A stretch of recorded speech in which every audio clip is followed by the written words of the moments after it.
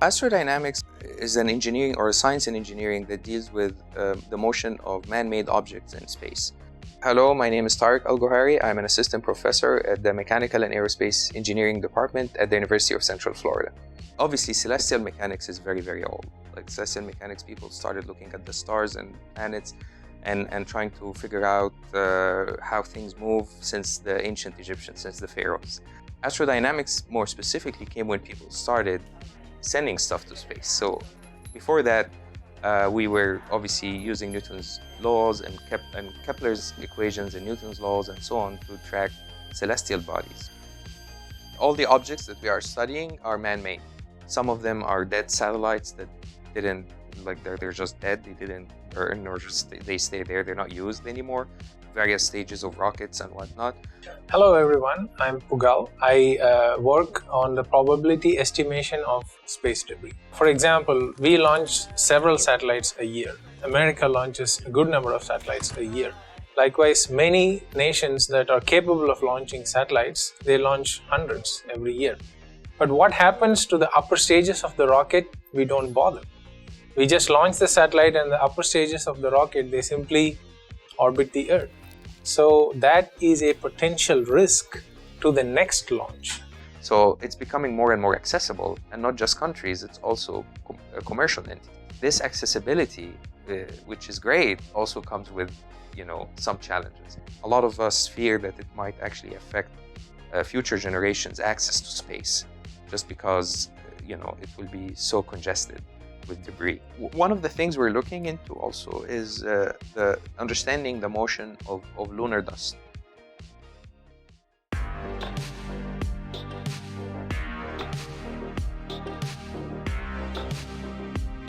I work on a number of different problems looking at different aspects of how we interact with lunar dust. And one of those is looking at when we're landing with rockets, how the plume will interact with the surface.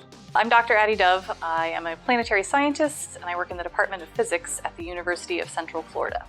But what we've started doing is looking at the really fine scale and saying, okay, if we have two grains that we want to stick together, how can we measure those forces? And so we've been testing that out and trying that out using the atomic force microscope, where you have, instead of a typical cantilever with a tip or a sphere on the end, you can actually use a regolith particle, a simulant particle that we're interested in, for instance, and touch it to some other particles and look at the pull and actually measure those pull-off forces. So a rocket plume is actually made up of typically charged particles. So as it's exhausted from the engines, the particles themselves are charged.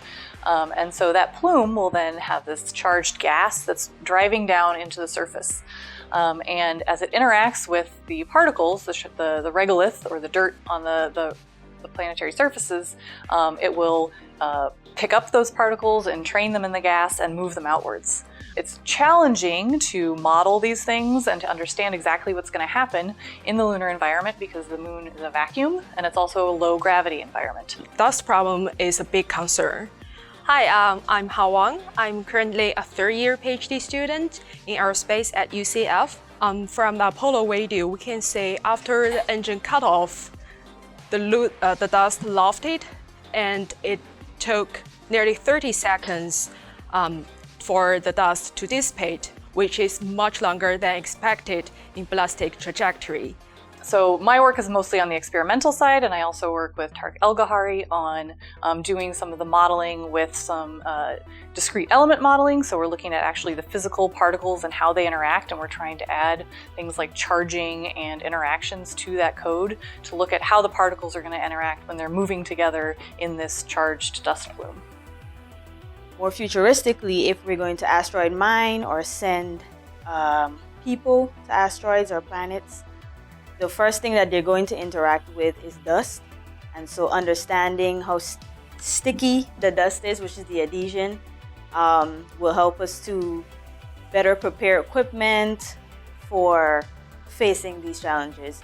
My name is Kiana Jardine. I am a graduate student, a fifth-year graduate student at the University of Central Florida in the Department of Physics in the Planetary Science track, and I study asteroid surfaces. One of the things that was observed in the Apollo program is that the dust does not really settle the way dust settles on Earth.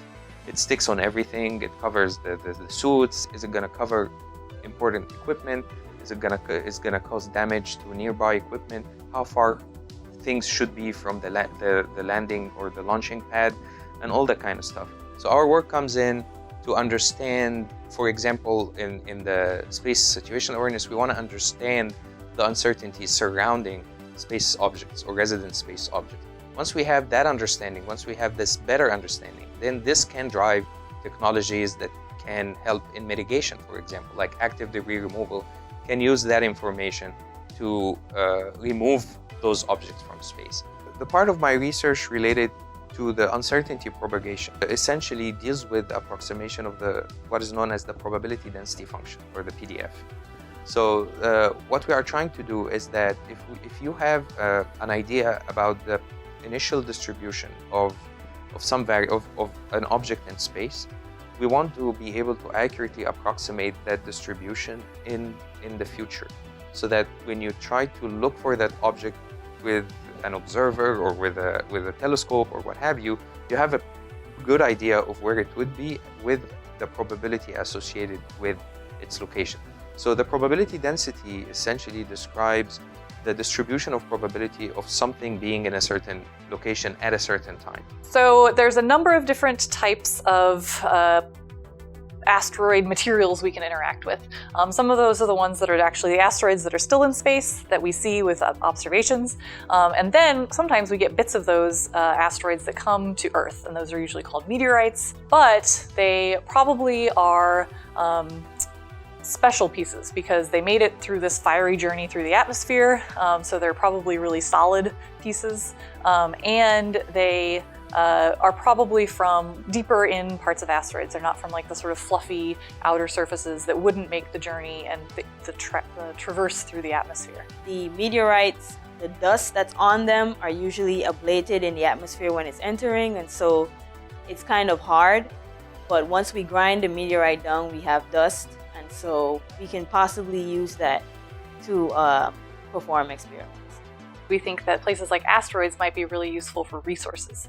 So if we want to explore further into the solar system, one of the big challenges is like rocket fuel. How do you continue to fuel your vehicles? And one way to do that could be by processing water, for instance, on asteroids and using that, or on the moon, but on asteroids and using that to power rockets and other vehicles. My name is Ahmed Salit. I'm an aerospace engineering PhD candidate at the Mechanical and Aerospace Engineering Department at UCF. My research focus is optimal control and computational methods in optimal control. The optimal control problem is concerned with finding the minimum time or minimum fuel, or making the best decision subject to some system dynamics. In our case, we're interested in aerospace vehicles such as rockets. If we want to go to the moon, what would be the most fuel efficient trajectory, or what would be the minimum time trajectory to go to Mars. The method could be applied to a variety of problems that lie under the umbrella of optimal control. In our lab, we do two things. Mostly we do modeling and simulation and computation, theoretical research most of the time. The other part of the lab is related to robotics. So we try to emulate space motion, try to do experiments that does on-orbit or emulate on-orbit servicing, test hardware, test sensors that is related to the space flight applications. We're dealing with things as rigid bodies, and that is governed basically by Newton's second law. And that holds for most of the stuff that we do. The thing about this problem particularly is that it is not a system where you can validate purely by simulations. Once you have a description of the probability density and a good approximation of the probability density at any point in time, then computing the collisions between two objects becomes very, very simple, almost trivial. As you go higher in dimension, the computational cost increases exponentially. So it's really important to understand the really fine particles and how they interact with each other, and then also how they interact with mechanical equipment or spacesuits and things like that. What are the sticking forces if you have two particles sticking together?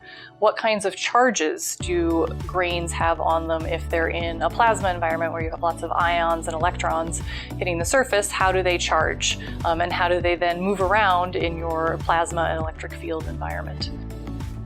A simulant is basically a made-up replica of what these planetary bodies are. So either simulants from the moon, simulants from asteroid surfaces, if you know the composition. So they basically compositionally represent these surfaces. So we use those because getting moon dust is not easy, getting asteroid dust is not easy. So we have to find other ways to perform experiments and better understand them. So simulants are the way we go. Some objects are subject to drag. In low Earth orbit, in geostationary and the cislunar environment, they are subjected to the solar radiation pressure. These are non-conservative forces, meaning that they either reduce the energy of the system or add energy to the system. Adding or removing energy from the system either shrink or increase that area. So we came up with ways to account for that by scaling. Most recently, we have a spacecraft called OSIRIS-REx that's actually at an asteroid Bennu. It's only about half a kilometer, and it has been orbiting the spacecraft and also touched down on the surface to gather a sample that it will bring back here so we can actually bring back these materials from an asteroid and study them in the lab. And then we really get into the nitty-gritty details of people do thin sections and look at the chemicals and the materials of the rocks. We'll do tests and understand what these materials actually look like, what are the shapes of the particles, what are the really fine scale features, because we expect they'll be pretty different than from the moon, for instance, just because they've had different histories. There was also a mission called Hayabusa 2 that went to the asteroid Ryugu, and it has already gotten its sample back. So it went to the asteroid, touched down a couple times, and brought a sample back. And there was actually a mission a few years ago called the Rosetta mission, and it was run by the European Space Agency, and it was a mission to a comet. That mission had a huge number of instruments on board, cameras, spectrometers to look at the gas coming off of the comet. And it actually also had an AFM on it. They were able to capture some dust particles that were being ejected from the comet, and they landed on a surface, and they were able to put that in an AFM and sort of look at some of these particles that they captured in space. The most useful features for the AFM is definitely if it can perform force curves, because that's what I use to extract my adhesion values. We plan to attach a small rock to a cantilever tip, probably less than 45 microns or so, to probe these samples to measure the adhesion. Adhesion is even more relevant because many of the asteroids in our system are what we call rubble piles, and what rubble piles are is just loosely binded pieces of rocks. They're basically held together by self-gravity and a small adhesion force. Understanding how they're still held together with such a small strength is important. And one of the glues that we think is holding these rubble piles together is adhesion.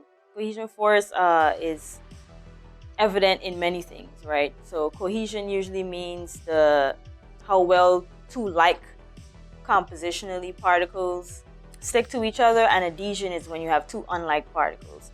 Performing these in vacuum will eliminate some of the problems we have in ambient conditions, which is if you're performing these experiments in ambient conditions, you get a water layer, a capillary force on the surface of your substrate, and so that can actually increase the adhesion when you measure it. And so your readings might not be completely representative of what's happening because you have this water layer, and so in vacuum you eliminate that. Now we have more information. Now we have better knowledge of what is going on. How can we still go out in space and venture in space and use space to our benefit, but without harming the space environment while we do it, so that it's sustainable and future generations can still access it.